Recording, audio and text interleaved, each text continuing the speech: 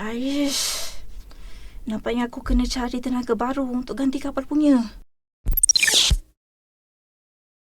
Wow.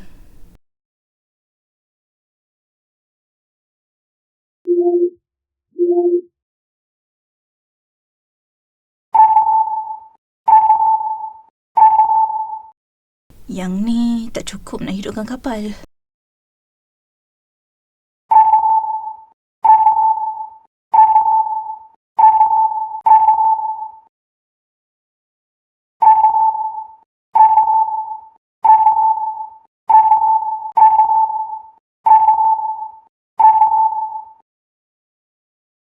Haish, macam mana ni?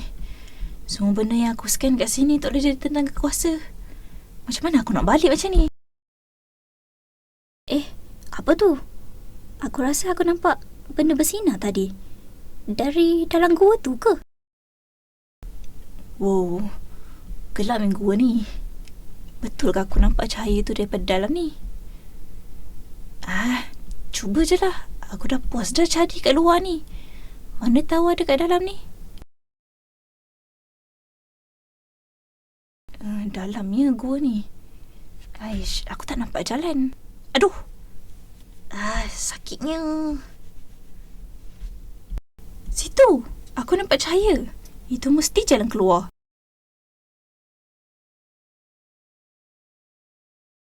Wow, cantiknya tempat ni.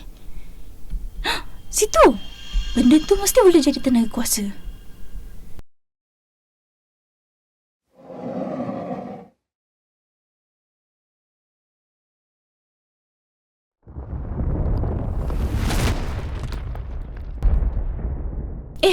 Kenapa ni? Kenapa tempat ni mula runtuh? Baik aku keluar dari sini.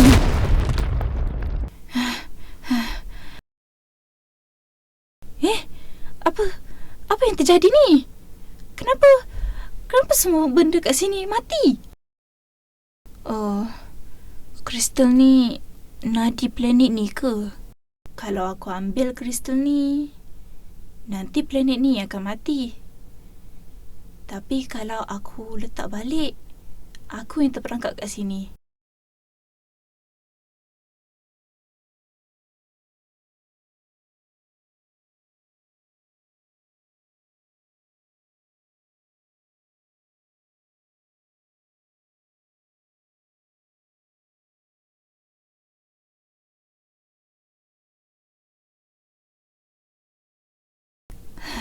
Tak apa.